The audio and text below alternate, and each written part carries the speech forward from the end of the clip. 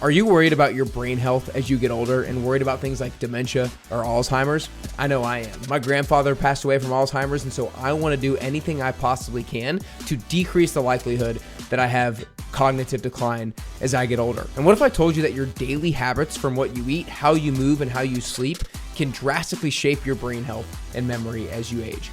In today's episode, I'm going to walk you through 4 key strategies to help protect your brain, sharpen your memory, and feel more mentally sharp, not just now, but for decades to come. You're going to walk away with simple nutrition, exercise, sleep, and some other tips that can make a massive difference no matter your age. Before we dive in, if you're listening on the Apple Podcast app or on Spotify, make sure you hit that follow button. And if you're watching on YouTube, make sure you hit like and subscribe down below.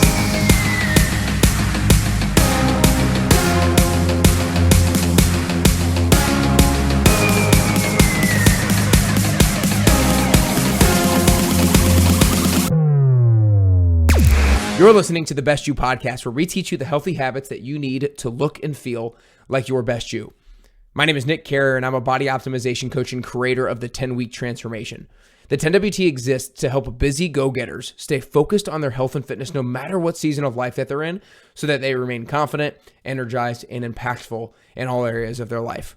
The 10WT has transformed the bodies and the lives of over 900 people thus far, and if you want to learn more about the program, then go to nickcarrier.com/10WT.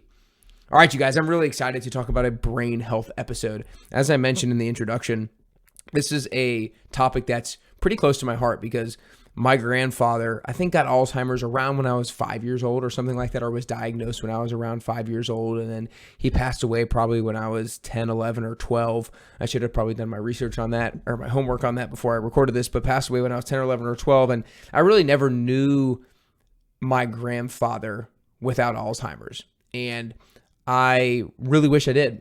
I'll leave it at that. And so that's why it's pretty near and dear to my heart. A lot of people think something like Alzheimer's is completely genetic. But the reality of the situation is that the more and more people learn and the more studies that are done, it's really only 10% of outcomes with Alzheimer's and dementia are solely based off of your genetics.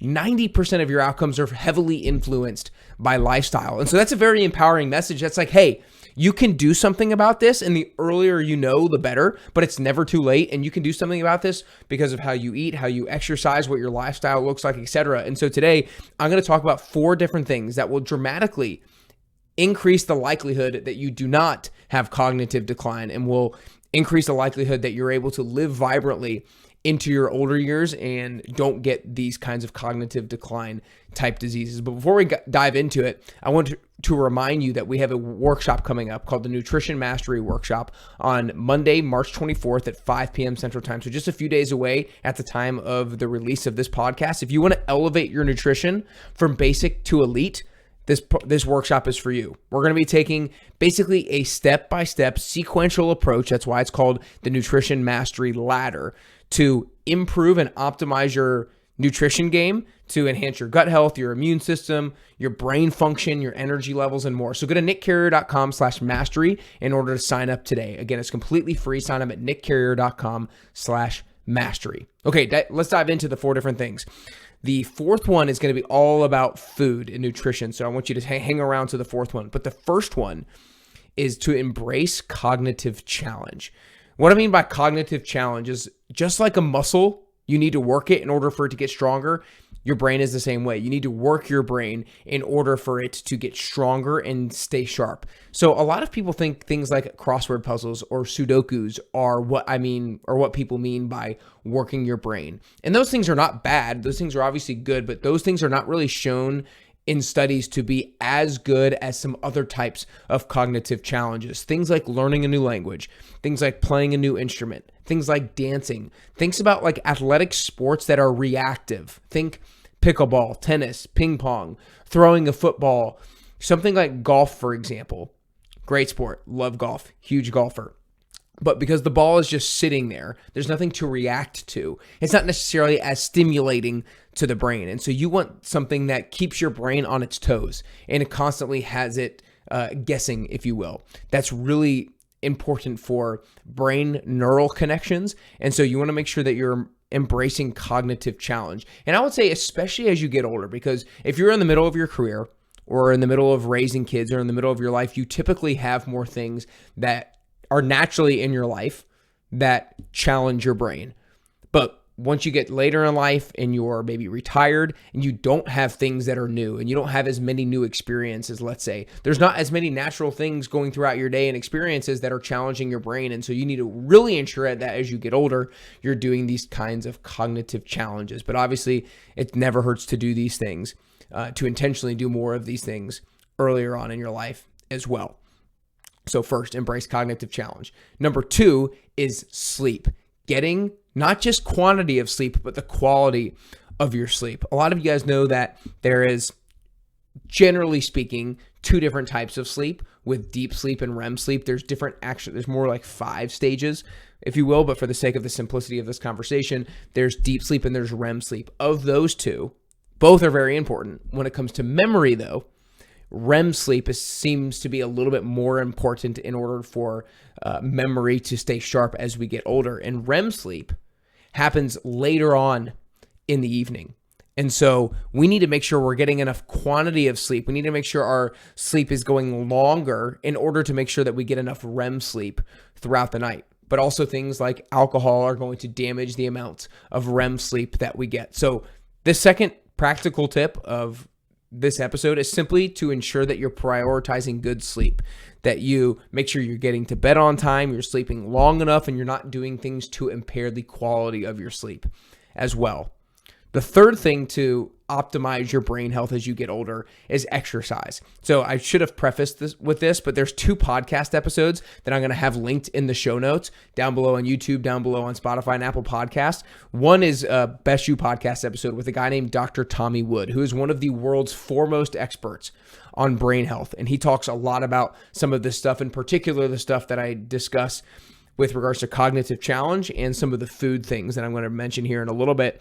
And the second podcast episode is going to be from a guy named Dr. Peter Attia. A lot of you guys, if you're engrossed in this space, he's one of the foremost leading authorities on all things health and fitness. And Dr. Peter Attia, when talking about brain health, cognitive decline, dementia, Alzheimer's, this whole topic, he says that he was looking at all of the data and he wanted to figure out what is the most important thing that you can do to decrease the likelihood of cognitive decline and cognitive disease as you get older.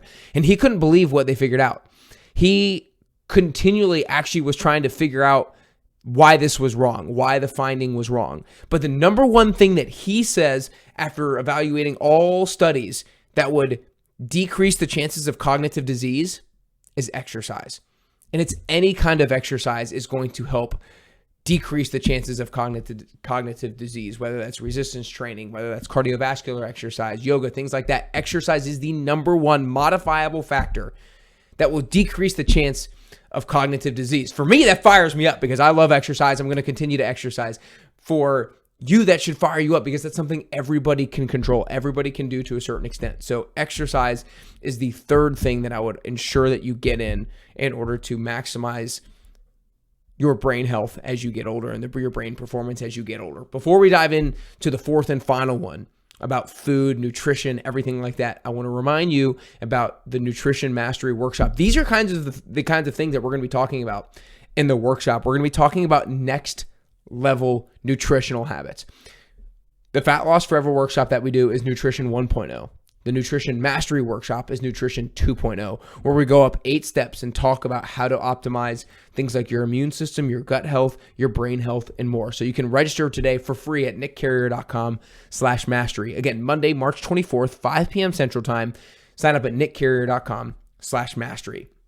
Okay, this fourth and final topic is going to be about food that helps to improve your brain health. Now, I think one of the things that Dr. Tommy Wood really explained well, super simplistically, but also super profoundly on the Best You podcast, was he said that in order to build new connections in your brain and in order to turn over cells to basically have repair cells and have new cells born, if you will, you need the basic structure of those cells. And the basic structure of a lot of cells in the brain are made of fat. These cells, the cell membranes are made of fat. The white matter in these cells are made of fat, and these help to insulate neurons as well.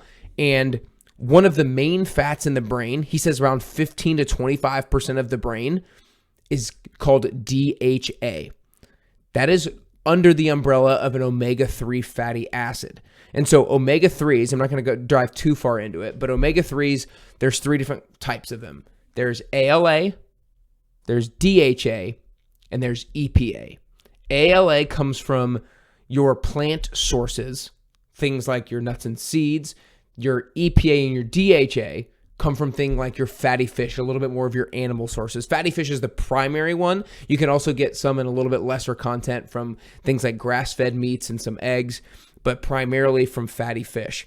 And so fatty fish is arguably the number one thing that you can eat in order to optimize your brain health. Things like salmon, things like cod, oysters, shrimp, sardines. I've never had sardines before. They look disgusting, but if you like them, go for them. And then you can also supplement with a fish oil capsule or actual fish oil itself. So omega-3s, but in particular, DHA and EPA are really important to get in to optimize your brain health. And you want to make sure that you get in the right amount as well. So the typical dose of EPA and DHA that you want to get on a daily basis, and you might want to write this down, is around 1,800 milligrams of EPA and 1,500 milligrams of DHA.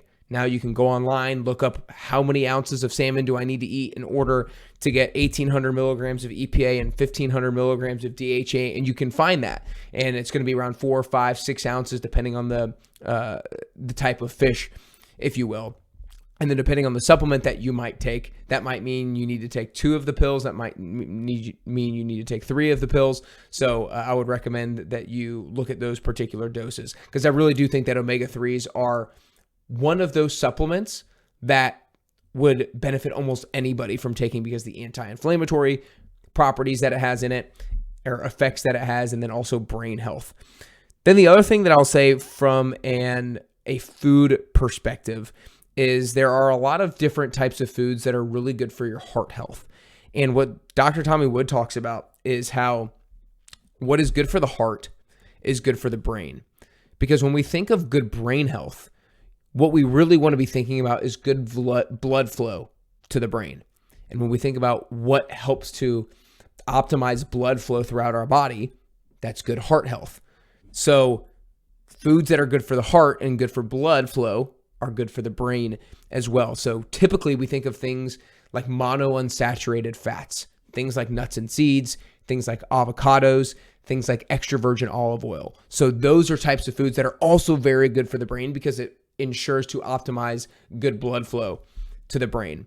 And then something that's a little bit beyond my scope of expertise from a nutrition perspective, but something that I learned in the book Nutrivore by Dr. Sarah Ballantyne. I'll actually make sure that I have that in the show notes below as well. Nutrivore by Dr. Sarah Ballantyne, who I'm actually getting ready to interview on the podcast. She talks about how there's 18 different nutrients, vitamins and nutrients that are linked to good brain health and a less likelihood of cognitive decline, if you will. I'm not going to list off all 18 because I don't have them right in front of me, but a couple of these examples are vitamin K and vitamin C.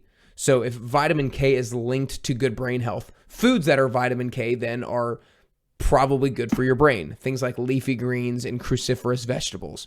For vitamin C, that might be things like citrus fruits or bell peppers. So when we think about brain health and when we think about nutrition, there's a few different ways to think about it. There's the omega-3s, which is probably the biggest thing.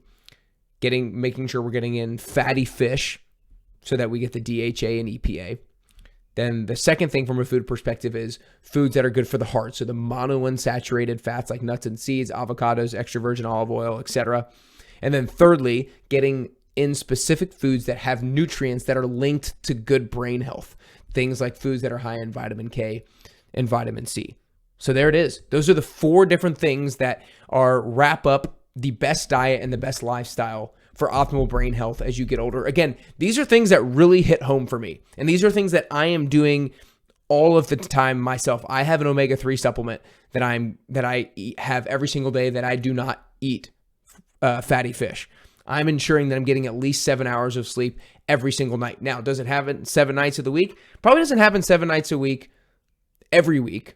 But I would say if I had to average it out over the course of a month, let's say a month is 30 days, I probably get at least 7 hours of sleep, at least 25 of those nights. So I'm really focused on that. Obviously, I get my exercise in, and I am always challenging myself to learn new things as well. But I know as I get older, I want to continue to do things like sports. I probably would actually really love to learn a new language and a new instrument. Not there yet personally, but anyways, I would really encourage you guys to take this stuff seriously, because as I mentioned to kick things off, the more and more they research this, the more and more they realize that it is largely within your scope of control as to whether or not you have cognitive decline as you get older, whether or not you get dementia and Alzheimer's.